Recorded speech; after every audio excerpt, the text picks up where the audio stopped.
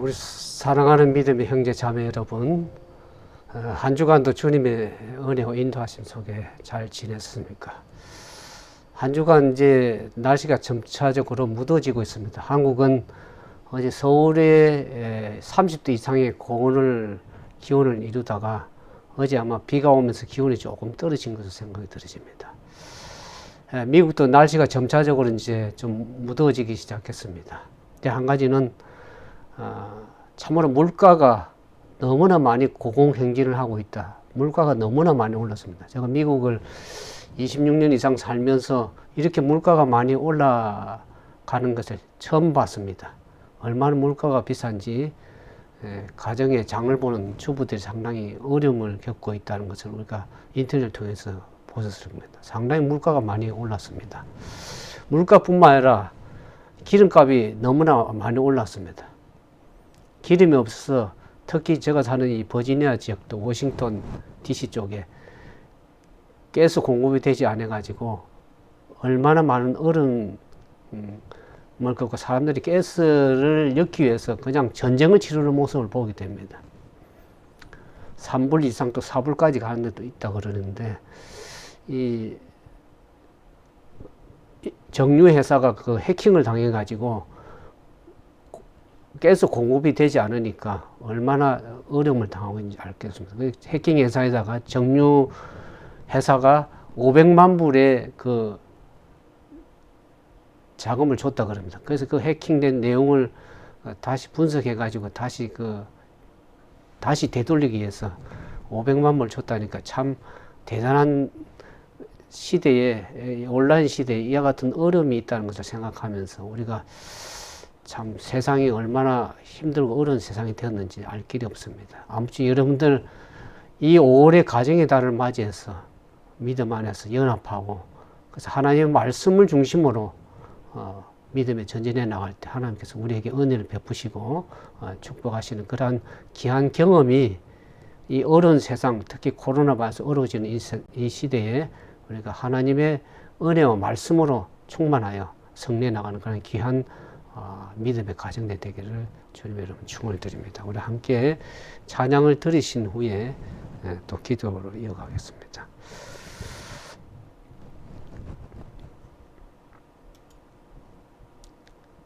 기도하기 전에 찬양을 드렸는데 기도가 먼저 나오네요.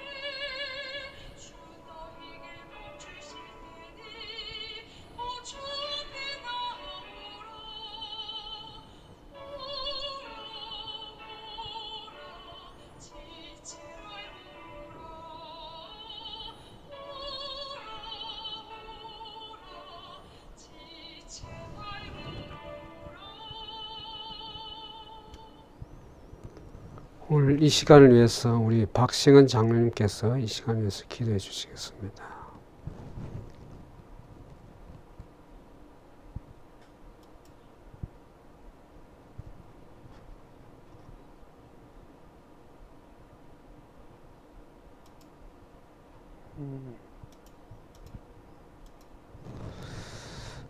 이 시간을 위해서 함께 기도하겠습니다.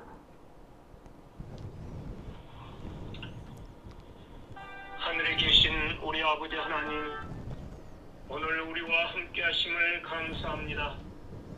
수고하고 무거운 짐진 자들아, 다 내게로 오라. 내가 너희를 쉬게 하리라. 초청하시는 하늘에 계신 아버지 하나님 은혜를 감사하고 감사합니다.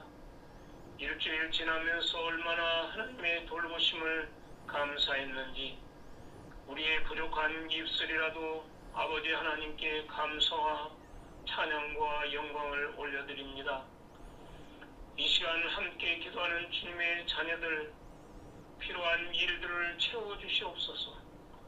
병상에서 신음하는 주님의 사랑하는 백성들, 경제적으로 어려운 가정들, 자녀들로 고통당하는 부모들, 또 바른 신앙을 위하여 하나님 앞에 겸손히 무릎 꿇어 기도하는 하나님의 사랑받는 자녀들, 예수님의 이름으로 기도하는 모든 일들을 응답하시는 우리 아버지 하나님, 우리의 영혼의 짐을 모두 맡길 수 있는 특권을 베푸셔서 예수님의 이름으로 구할 수 있으니 감사합니다. 우리의 모든 연약함을 짊어지고 간극케 하며 우리의 모든 질병을 고치시는 일을 예수님은 기꺼이 행하시는 고마우신 예수님이십니다. 이 시간 하나님의 말씀을 대언하는 주님의 종에 성령의 영감이 넘치게 임하셔서 듣는 회중으로 감동케 하옵소서. 거룩한 이 시간 속에 들어온 주님의 자녀들, 은혜와 축복이 풍성히 임하는 한 시간 되게 하여 주시옵소서. 주님의 이름으로 구하온 모든 말씀들을 응답하여 주시옵소서. 예수님의 이름으로 기도하옵나이다. 아멘.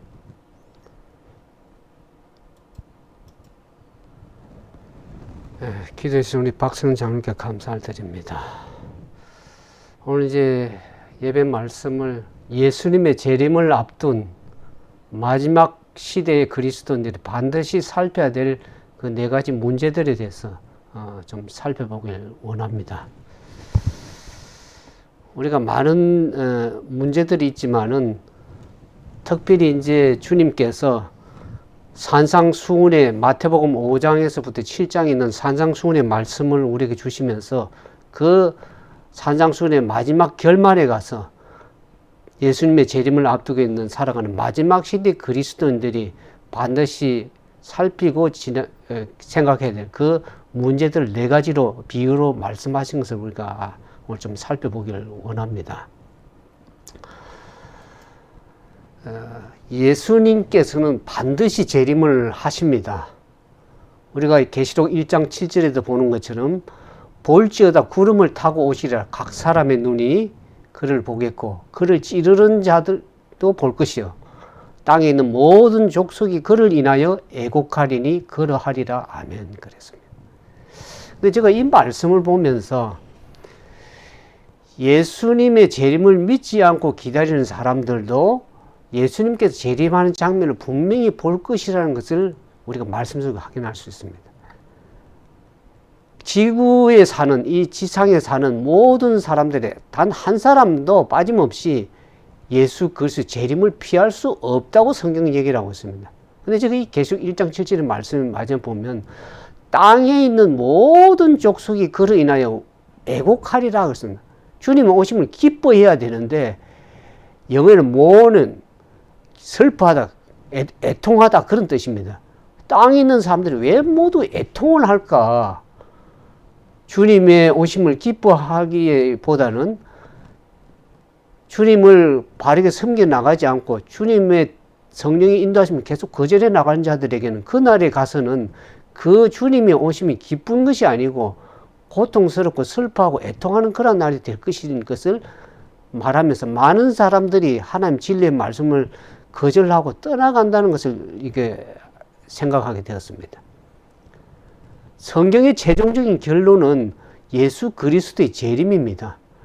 우리 재림, 예수 그리스도의 재림이 없다면 부활의 소망도 없고 그리스도를 믿을 이유도 없습니다. 근데 참으로 좀 이상한 것은 많은 기독교인들이 예수 그리스도의 재림에 대해서 별로 관심을 갖지 않는 것 같습니다.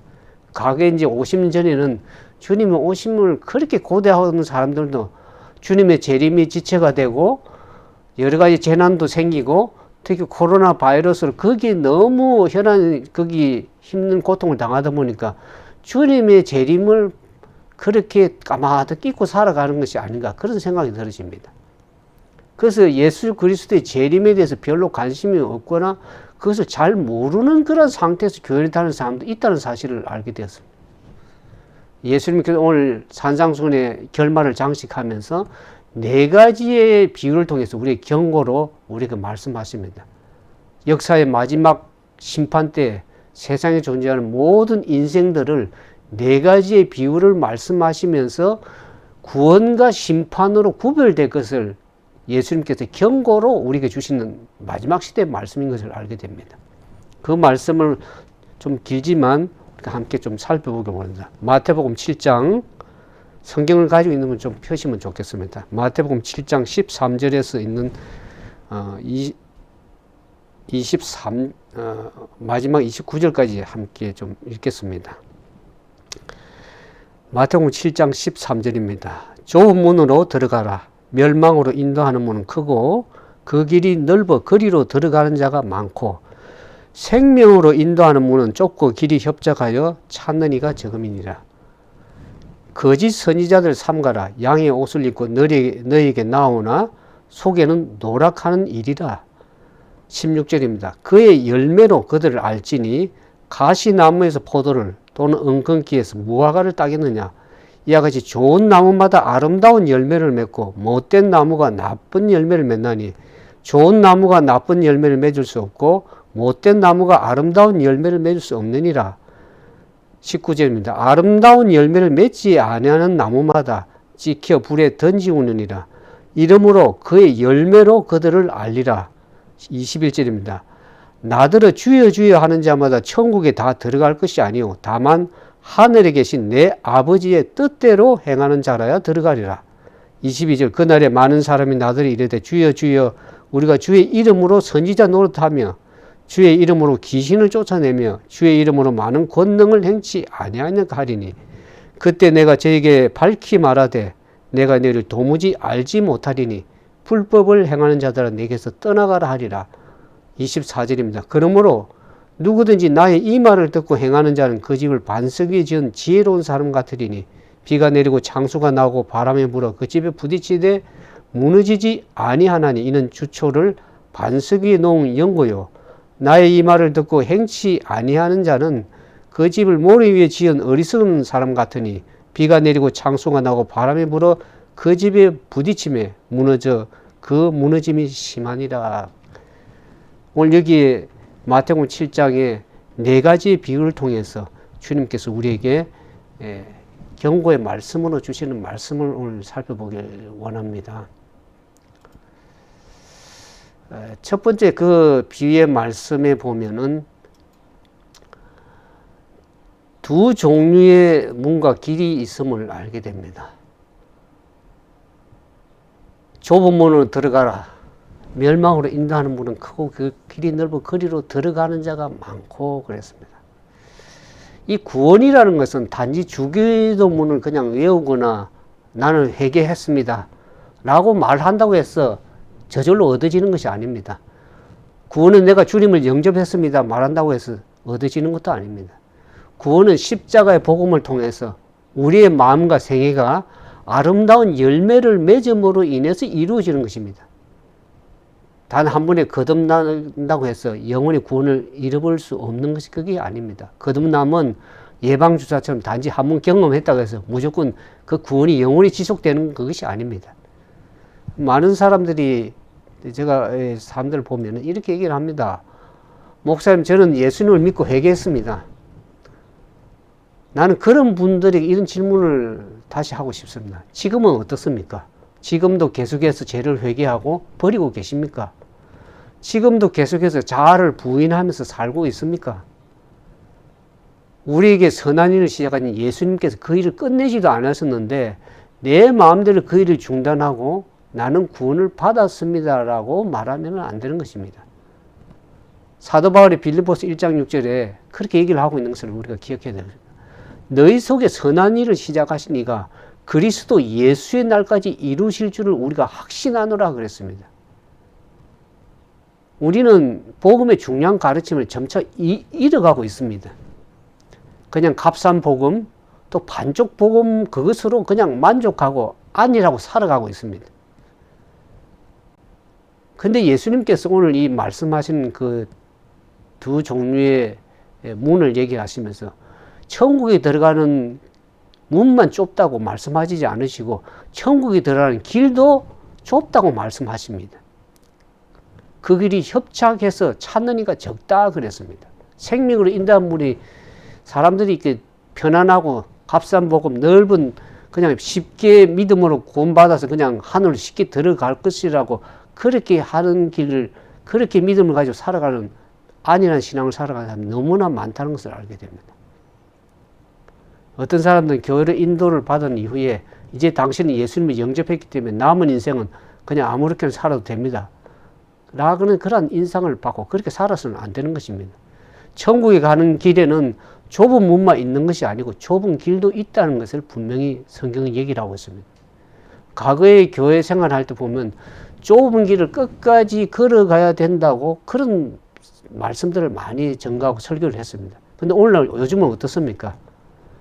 예수님께서 진짜 그리스도인이 되었음을 말해주는 가장 중요한 표적이 뭡니까? 좁은 길을 걸어가는 것이라고 말씀하고 있습니다. 오늘날 이 교회는 진짜 그리스도인이 되었다는 표적을 무엇으로 이렇게 제시합니까?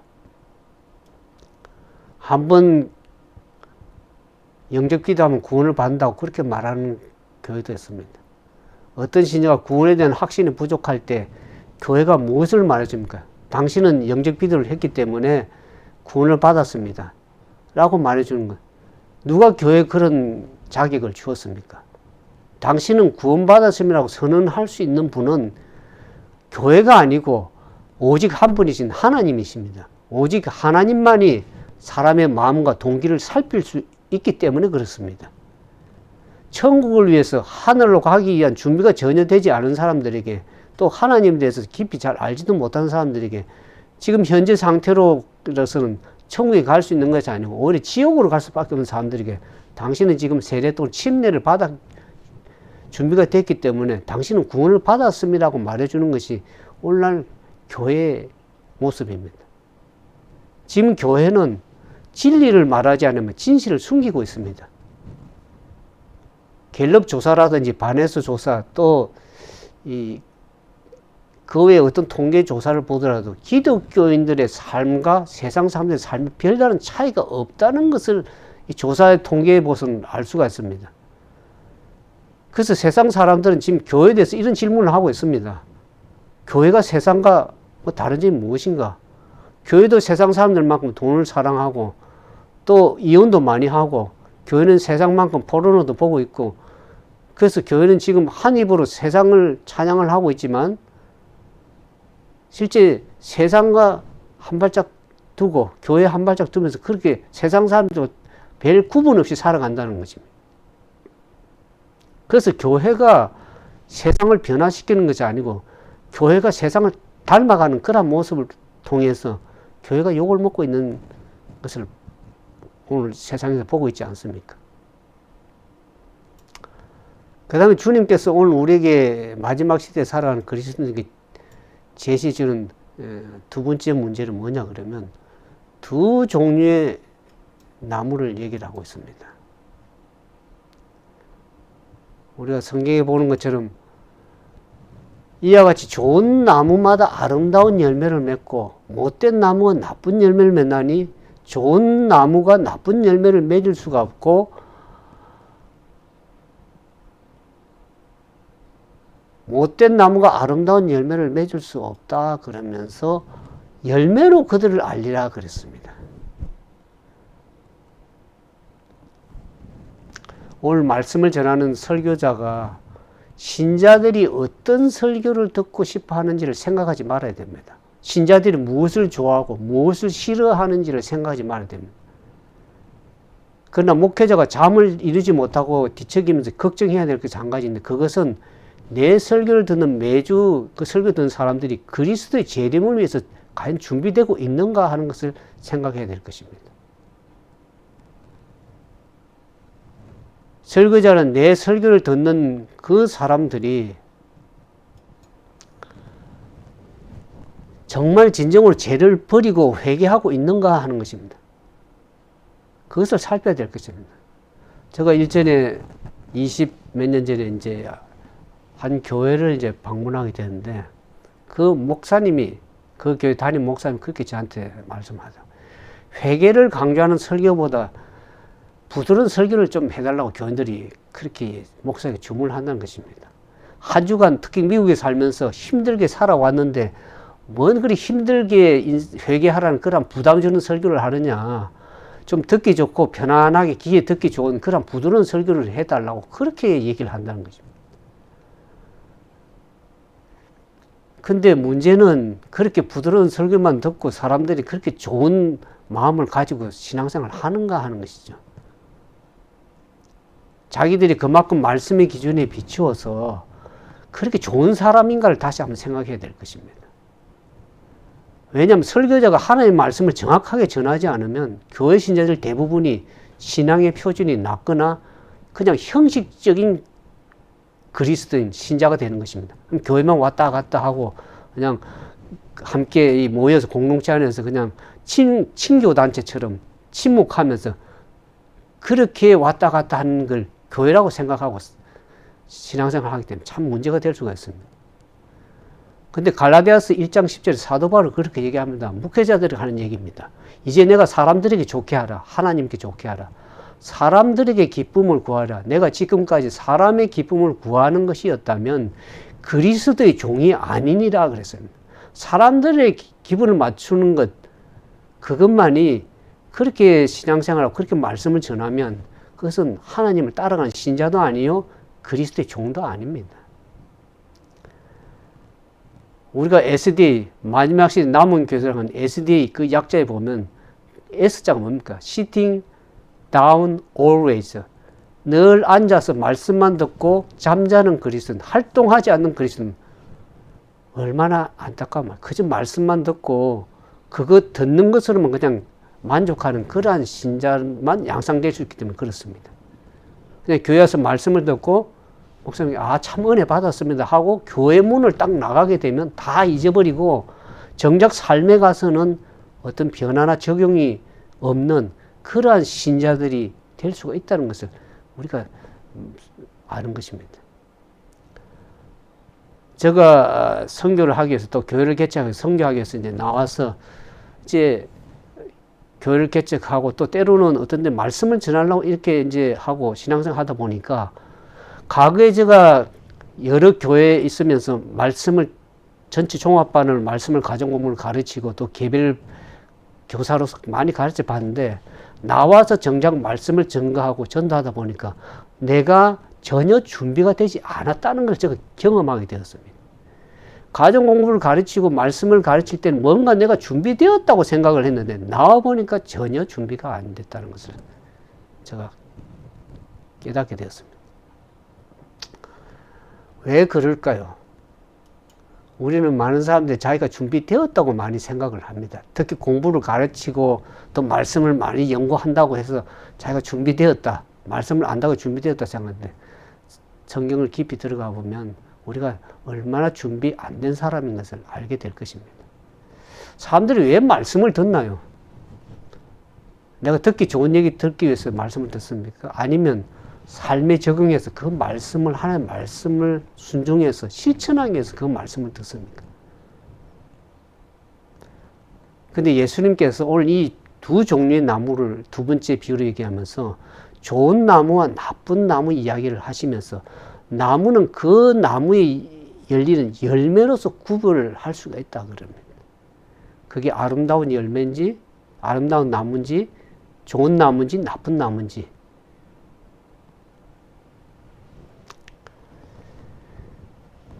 그 나무가 맺히는 그 열매를 알아서 그 알 수 있듯이 믿음도 마찬가지입니다. 믿음의 열매로 봐서 분명 우리가 알 수 있어요.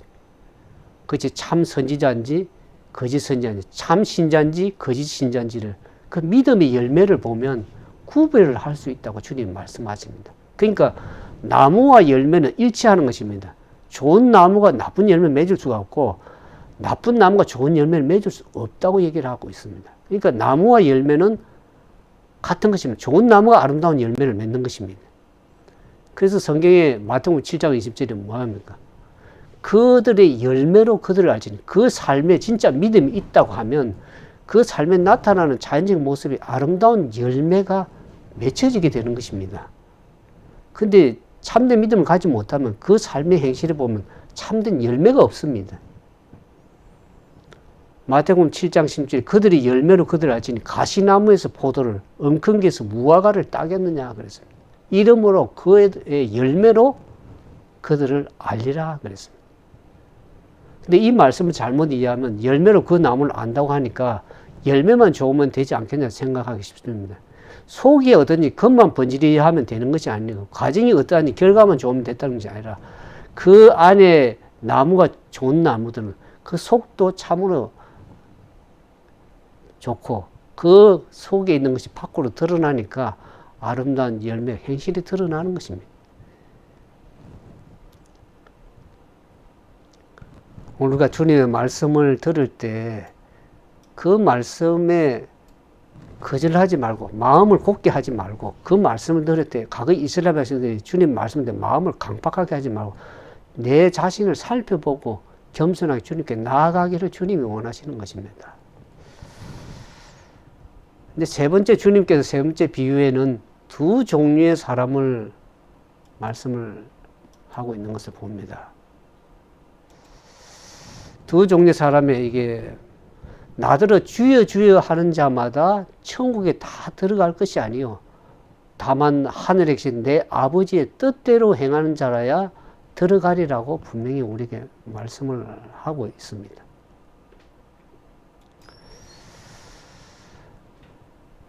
오늘날 많은 사람들이 입으로 립 서비스, 주여 주님을 믿습니다 하고 얼마나 입술로서 주님께 립 서비스 하는 것을 주님이 그것을 원하는 것이 아니라 주님은 과연 너희가 어떤 삶을 살아가고 있는가, 주님의 뜻대로 살아가고 있는가 아니면 나의 뜻대로 살아가고 있는가, 내 기분에 맞춰서 그냥 살아가고 있는가.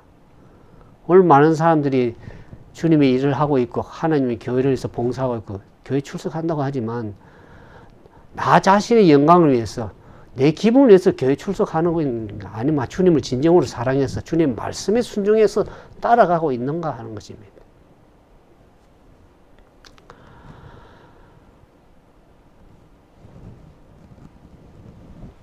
주님의 말씀에 따라서 순종해 나가는가 아니면 사람들이 참 자기가 선지자 노릇을 잘해서 또 귀신을 쫓아내고 초능력을 있고 권능을 행한다는 것, 그것이 주님 천국에 들어가는 조건이 아니라 진정으로 주님의 하늘에 계신 내 아버지의 뜻대로 겸손히 행하는가 하는 거죠. 아무리 우리가 많은 일을 하고 업적을 세우고 교회 많이 출석을 한다 하더라 할지라도 그것이 우리 주님께 그것이 간합되는 것이 아니라 주님께서는 우리에게 원하신 뜻이 무엇인지를 산상수훈에서 분명히 우리에게 말씀해 주시고 있는 것입니다. 그렇다면 진정으로 천국에 들어갈 수 있는 자는 누구일까? 주님은 어떤 자들이 천국에 들어갈 수 있는 자를 가진 자를 보는 것인지를 그 답을 우리가 분명히 지금 알고 있죠.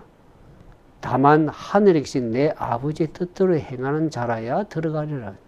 이 말씀을 간단히 줄여보면 참된 믿음을 가진 자들이 천국에 들어갈 수 있다는 거죠. 참된 믿음이란 무엇을 참된 믿음이라고 그럽니까? 참된 믿음은 하나님의 뜻을 아는 믿음을 말하는 것입니다. 물론 여기서 안다는 것은 단순히 지적으로 이해하는 정도로 끝나는 것이 아닙니다. 성경이 여러 곳에 안다고 말할 때 단순히 지적인 것에 그치는 것이 아니라 하나님과의 인격적인 관계 속에서 아는 것을 말하는, 개인적으로 하나님은 어떤 분인가를 아는 것입니다. 인격적인 관계를 얘기합니다. 마치 부부가 결혼 생활을 통해 서로를 알 수 있듯이 인격적으로 알아가는 것입니다. 그래서 참된 믿음은 성경 말씀을 통해서 하나님을 구체적으로 만나고 그분과 인격적인 관계 속에서 하나님의 뜻을 행하는 그 믿음을 참된 믿음이라고 얘기를 합니다. 우리가 야고보서에도 보면 야고보 사도 그렇게 합니다. 행함이 없는 믿음은 죽은 믿음이라 그렇게 얘기하지 않습니까? 여기서 단지 행함을 마치 율법을 지키는 행위로 구원 얻는 믿음이라고 말하는 것은 아니고, 여기서 말하는 행함은 하나님과 인격적으로 만난 자들이 자연적으로 하나님의 뜻을 행한다는 점에서 말하는 그 행함이 있는 믿음을 말하는 거죠. 하나님과의 깊은 영적인 교제를 교회 가운데 있는 자들은 행하지 말라 하더라도 오히려 행함으로 하나님의 뜻을 이루어 간다는 것입니다. 하나님께 이끌려 가는 것입니다. 억지로 하는 것이 아니고, 이런 점에서 볼 때 이 주님께서 자기의 어떤 선지자 노릇하고 행하고 그런 것이, 그것은 오히려 주님께서는 불법을 행하는 자들에게 비방을 듣습니다. 입으로 아무리 주여 주여 한다고 주를 섬긴다고 입으로 고백할지라도 그 모든 일은 하나님의 뜻을 행하는 것이 아니라 자신의 영광을 위해서, 자신을 위해서 행하는 그러한 자들이라는 것을 성경이 얘기를 하고 있습니다. 자신들이 하나님의 영광을 위한 것으로 멋지게 포장을 하지만은 사실은 하나님의 영광을 가로채고 있는 모습이 오늘 우리 신앙생활 중에서 얼마나 많습니까? 우리는 함부로 하나님의 영광을 위해서 박수치지 말아야 될 것입니다. 마음의 중심을 보신 그 하나님께서 그들이 마음의 중심을 보십니다. 아무리 외적으로 종교적 열심이 있다고 그렇게 하지만 그 속에 하나님의 뜻을 행함이 없다 그러면은 그것은 불법을 행하는 자들이 되는 것이라고 성경은 말을 하고 있는 것입니다.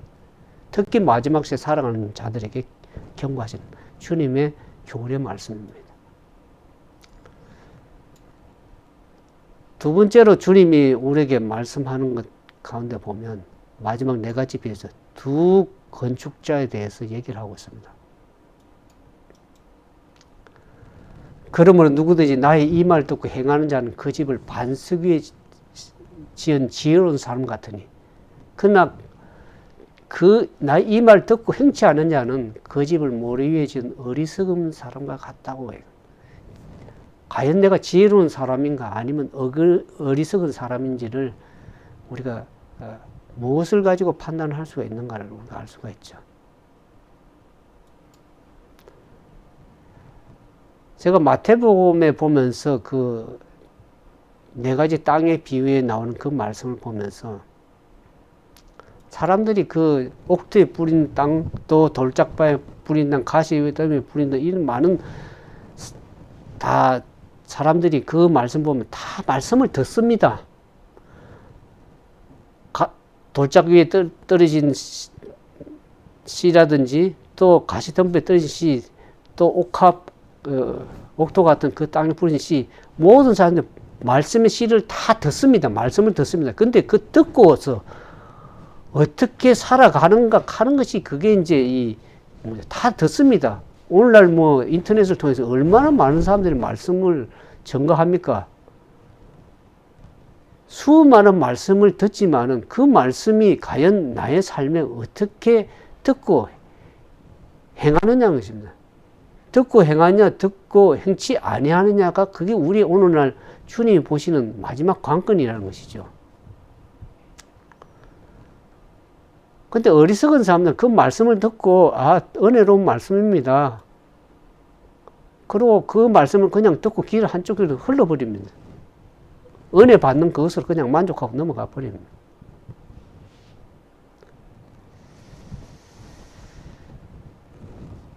오늘 주님께서 산상수훈의 마지막 결말 부분에서 그렇게 합니다. 반석 위에 지은 집과 모래 위에 지은 집을 대조를 시킵니다.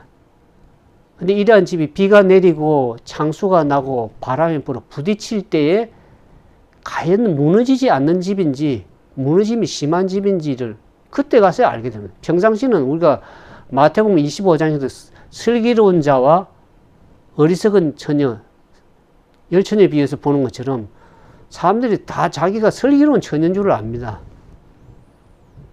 근데 위기가 닥치고 여기 좀 창수가 나고 비가 내리고 바람이 불 때 그때 가서야 이제는 내가 준비가 안 됐구나. 내가 머리 위에 그냥 그동안 집을 짓고 있었구나는 걸 그때 가서 알게 되는 것입니다. 그전에는 다 모릅니다. 다 뭐 믿음이 있다 그러고 남은 자라 그러고 하나님은 남은 백성이라 그러니까 누가 알겠습니까? 주님만 아시지.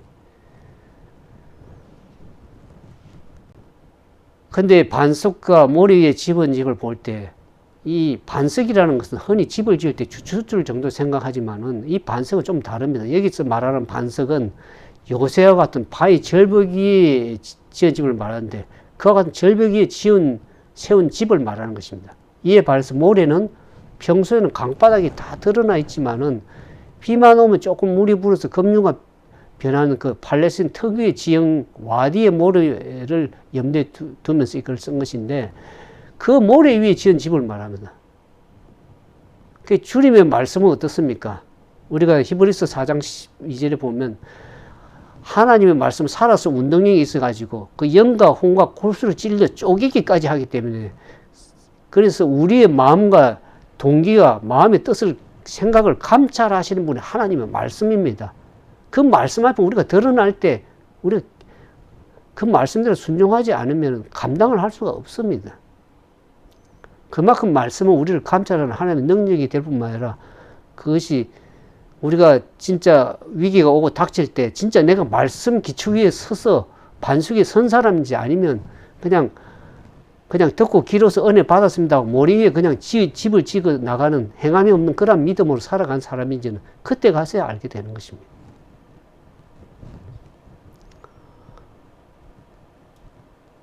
우리가 집을 반석에 짓거나 아니면 모래 위에 지은 집은 비가 내리고 창수가 나고 바람이 불 때 그 집이 과연 어떻게 견디는가? 그것은 결국 마지막 종말에 가서 심판이 있음을 주님이 말씀하시는 것입니다. 그 심판의 결과에서 내가 진정으로 이 말을 듣고 행하는 지혜로운 사람인 것인지 아니면 내가 그냥 어리석은 사람인지는 분명하게 구분이 될 것입니다. 그래서 지혜로운 사람은 생명의 구원으로 어리석은 사람은 사망의 심판으로 결말을 맺기 때문에 그렇습니다. 그래서 여기에서 행한다는 것은 결국 순종을 말하는 것입니다. 하나님의 말씀에 대한 순종의 기초가 된 그것만이 결국 심판 때 견딜 수 있는 것입니다. 우리가 입으로 믿습니다 해가지고 그날에 가서는 그것이 결국 구원에 이르지 못한다 그러면 무슨 소용이 있겠습니까? 사도 야고보도 그렇게 얘기를 합니다. 야고보서 1장 22절 25절을 보면 너희는 도를 행하는 자가 되고 듣기만 하여 자신을 속이는 자가 되지 말라 그렇게 합니다. 누구든지 도를 듣고 행하지 아니하면 그는 거울로 자기의 생긴 얼굴을 보는 사람과 같으리니 제 자신을 보고 가서 그 모양이 어떠한 것을 곧 잊어버리려니와 자유케 하는 온전한 율법을 들여다보고 있는 자는 듣고 잊어버리는 자가 아니요 실행하는 자니 이 사람이 그 행하는 일에 복을 얻으리라. 그렇게 사도 야고보도 얘기를 하고 있습니다. 오늘 많은 사람들이 넓은 길을 간다는 그것은 듣고 그냥 행하지 않으면서 그냥 듣는 것을 만족하고 넓은 길을 가고 있습니다. 좁은 길을 가는 것은 길이 협착해가지고 그것을 행하는 것이 그렇게 쉬운 일이 아닙니다. 말씀을 우리가 다 듣는 건 쉽지만 가서 그의 삶을 살아가고 실행하고 순종한다는 것은 그렇게 쉬운 일만은 아닙니다. 그 성령의 도우심이 필요하고 기도와 간구가 필요하고 주님의 뜻대로 살고자 하는 그런 열심으로 회개하는 그 자들이 성령의 음성을 듣고 따르는 것이니까 그 쉬운 일이 아닙니다. 좁은 길입니다. 그러나 우리가 이 말씀을 보면서 무너지지 않은 집, 무너짐이 심한 집으로 이 말씀을 보면서 성도들이 세상 속에 살아가는 동안 자신의 가치관을 어디에 두고 있느냐. 주님이 오늘 우리에게 말씀하신 산상수훈의 교훈을 통해서 하신 그 말씀의 기초에 보면 과연 내가 집을 반석에 지은 사람인지 아니면 그렇지 못하고 세상적 가치관의 기준에 따라서 기초를 지은 사람인지를 우리가 그날에 가서 알 수 있다고 말씀하십니다. 그래서 세상적 기준에 따라서 그냥 세상이 흘러가는 대로 그냥 따라 살면은 어떻게 됩니까? 약간의 어려움이 올 때 낙심하고 좌절할 뿐만 아니라 그 믿음이 무너짐이 심히 크다고 얘기를 합니다. 앞으로 우리의 인생에 살아가는 삶이 그렇게 호락호락한 삶이 아닙니다.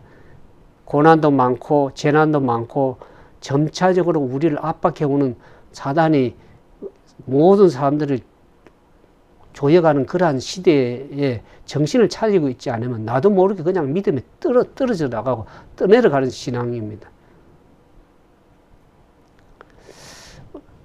그러나 우리에게 희망이 있습니다. 많은 사람들이 어떤 분들이 이렇게 얘기를 합니다. 그러면 구원받는 것이 너무나 어렵습니다. 그렇게 얘기합니다. 그런데 결코 구원이 받는 어려운 것만 아닙니다. 성경은 원하기만 하면 누구나 구원을 받을 수 있다고 말을 하고 있습니다. 우리 모두를 구원하는 것이 하나님의 소원입니다.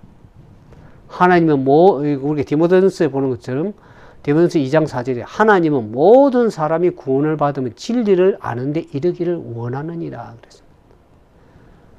사도 베드로도 베드로후서 3장 9절에 주의 약속은 어떤 이에 더디다고 생각하는 것이 더딘 것이 아니라 오직 너희를 대하여 오래 참으사 아무도 멸망치 않고 다 회개하게 이르기를 원하시느니라고 말씀을 하고 있습니다.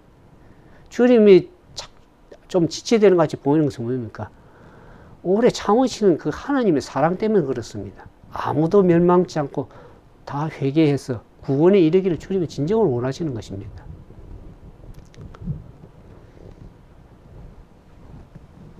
요한복음 12장 30절에 예수님께서 그렇게 우리에게 얘기합니다. 내가 땅에서 들리면 모든 사람을 내게로 이끌겠노라 그랬습니다. 그러니까 예수님의 사랑은 어떤 특정한 사람들에게만 호소하는 것이 아니라 모든 사람들에게 호소하십니다. 그 어떤 분들은 이런 얘기하면 이런 질문을 합니다. 정말 하나님께서 모든 사람을 구원하기 원하신다면 왜 모든 사람이 구원을 받지 못합니까? 근데 안타깝게도 어떤 사람은 구원을 받지 않으려고 애를 쓰는 사람들을 봅니다. 진리가 무엇인지 알면서도 거절하고 양심에 호소하시는 성령의 음성에 저항하는 사람들이 많이 있습니다. 구원은 거절하지 않으면 구원을 받을 수 있다는 것은 참으로 귀중한 진리입니다. 하나님의 구원하신 그 구원의 역사에 대항해서 싸우지 않으면 그냥 구원을 받을 수 있다고 성경이 얘기를 하고 있습니다. 하나님의 말씀과 성령의 음성에 저항을 하지 않는다 그러면 하나님께서 우리를 당신의 뜻대로 이끌어 세워서 구원을 하실 것입니다. 하나님께서 하시고 우리 내 노력으로 되는 것이 아니라 하나님께서 그렇게 하실 것입니다. 많이 옆으로 지나갔네.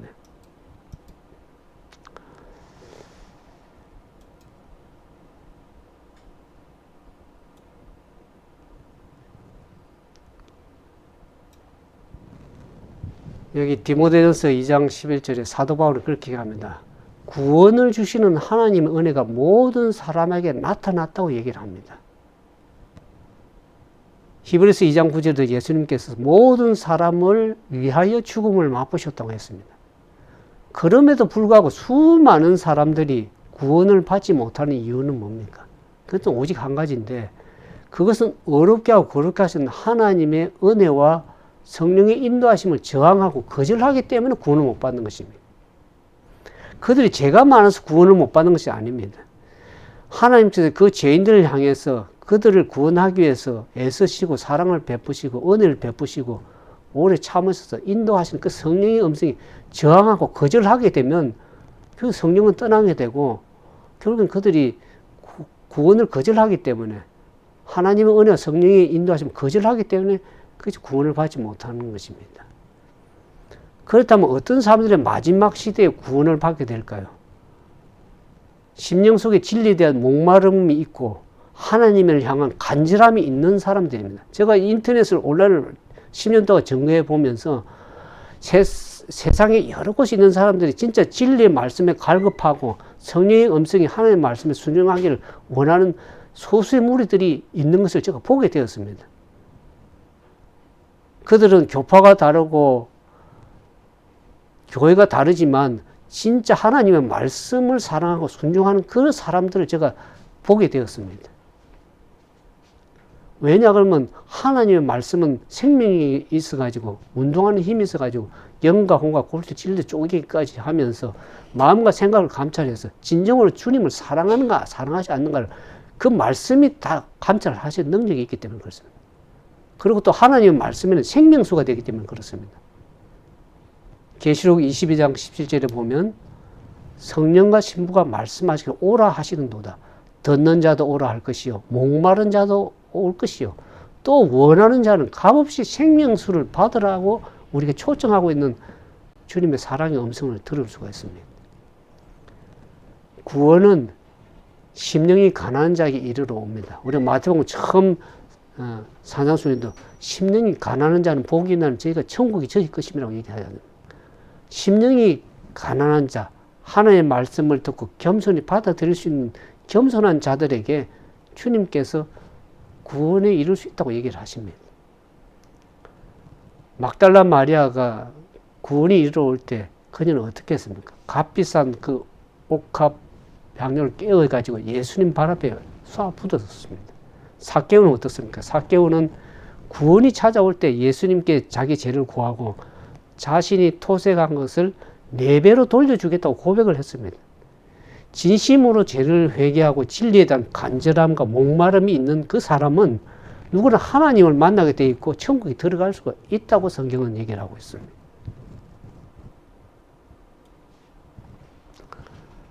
그리스도의 십자가를 정확하게 아는 사람들은 단 한 사람도 빠지지 않고 구원을 받게 될 것입니다.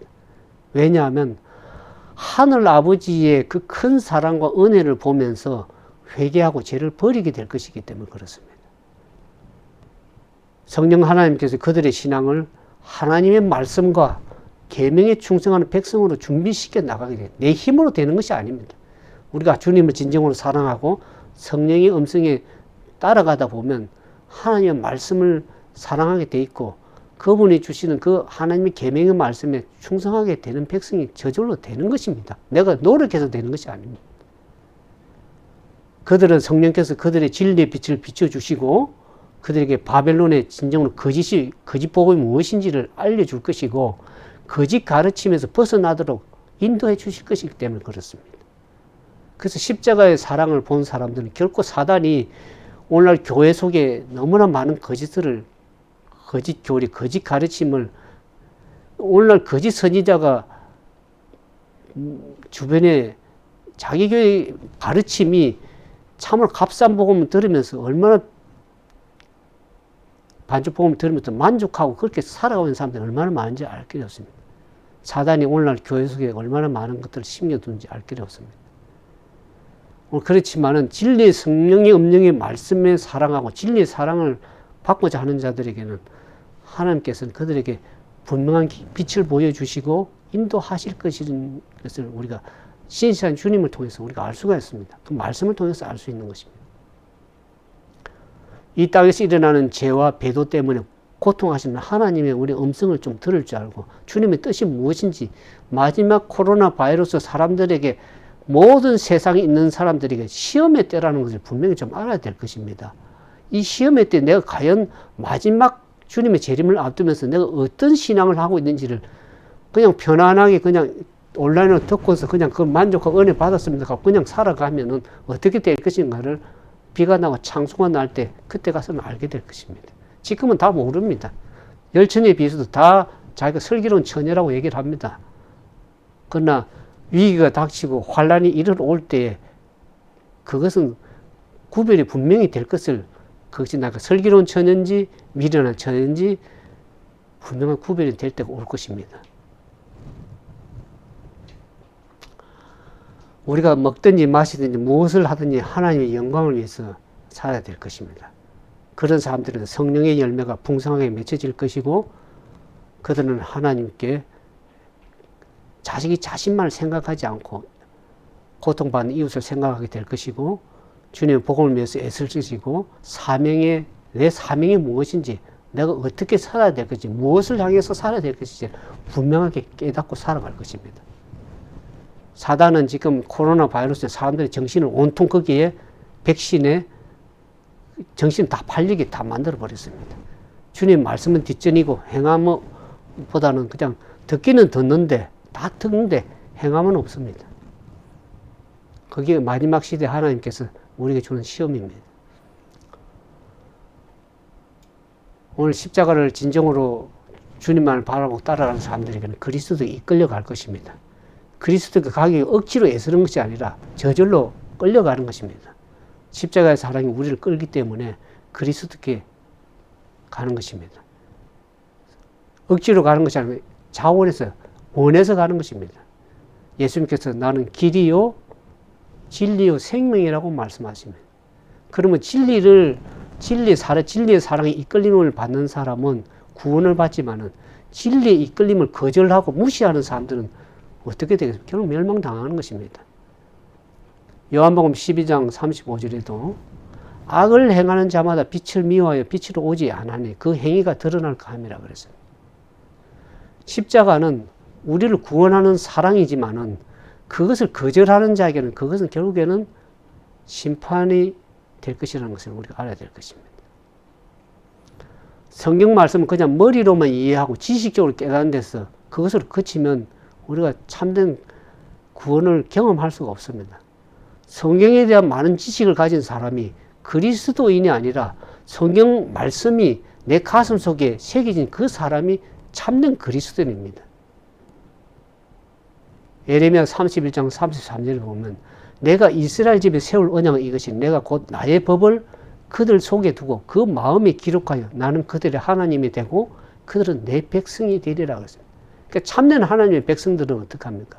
성경 말씀을 듣고 그냥 머리를 은혜 받았습니다. 안다, 지식적으로 안다고 하는 그것이 참된 그리스도인이 아니라 하나님 말씀을 들을 때 그 말씀이 내 마음속에 심겨져 가지고 그 말씀을 살기 위해서 애쓰고 노력하는 그 사람이 참된 그리스도인입니다. 이제 마지막으로 말씀을 좀 정리하겠습니다. 예수 그리스도의 재림을 앞둔 마지막 시대를 살아가는 그리스도인들에게 드리고 싶은 마지막 당부의 말씀을 좀 드리고 싶습니다. 오늘 이 교회를 바라보면 마음이 아픕니다. 왜냐하면 우리의 부모님과 자녀와 형제들이 그 교회에 다니고 있기 때문에 그렇습니다. 저는 교회가 필요 없다고 얘기하는 거는 교회를 비난하기 위해서 하는 말씀이 아닙니다. 오해하지 마시기 바랍니다. 양심의 음성을 듣는 그리스도인이라면 교회가 지금 어떤 모습인가를 잘 알 것입니다. 그러면 우리가 하나님의 거룩한 책망의 말씀을 들을 때 목을 곧게 세우지 말고 자존심을 세우지 말아야 됩니다. 겸손히 주님의 말씀이 어떠한가를 우리가 다시 한번 깊이 마음에 새겨야 될 것입니다. 계시록 3장 19절에 그러므로 무릇 내가 사랑한 자를 책망하여 징계하노니 그러므로 내가 열심을 내라 회개하라고 말씀을 하고 있습니다. 예수님께서 세우신 십자가의 그 피와 죽음으로 세우신 이 진리를 붙잡기 위해서 내가 과연 무엇을 할 것인가를 고민해야 될 것입니다. 주님의 재림을 앞두고 과연 내가 어떠한 사람이 되어야 될지를 고민해야 될 것입니다. 오늘 하나님의 성령께서 우리 모두를 그리스도의 재림을 위해서 준비시켜 주시기를 간절히 기도드리겠습니다. 우리 함께 기도하겠습니다.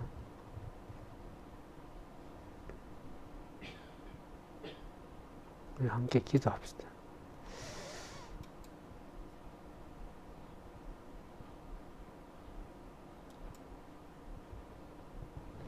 함께 기도하겠습니다.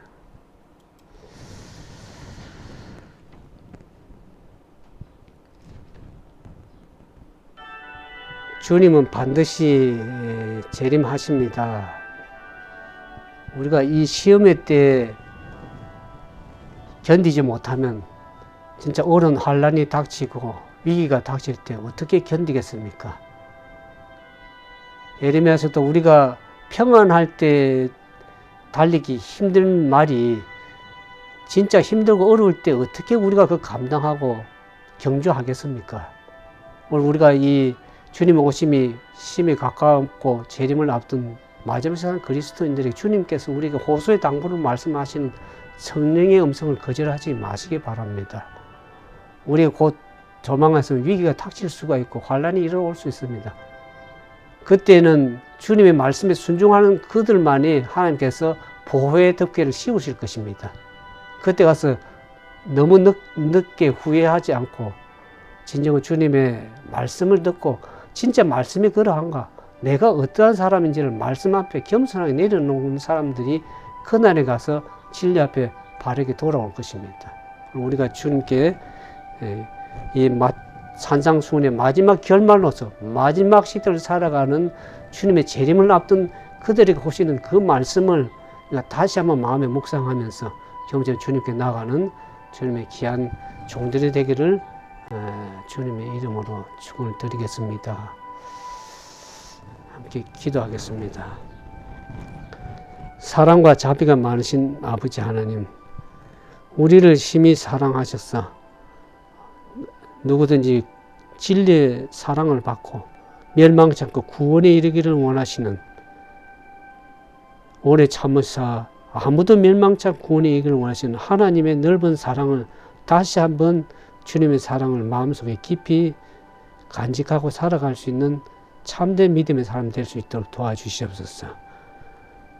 시간이 지체된다고 해서 그것이 오지 않는 것이 아니라 조만간 우리에게 덕과 같이 임할 수 있음을 생각하고 너희가 깨어서 기도하라고 말씀하신 주님의 음성을 들을 수 있는 성령의 길을 여쭈 주시고, 교회가 성령이 교회에게 말씀하시는 그 음성을 들을 수 있는 참된 남은 하나님의 교회가 될 수 있도록 도와주시옵소서.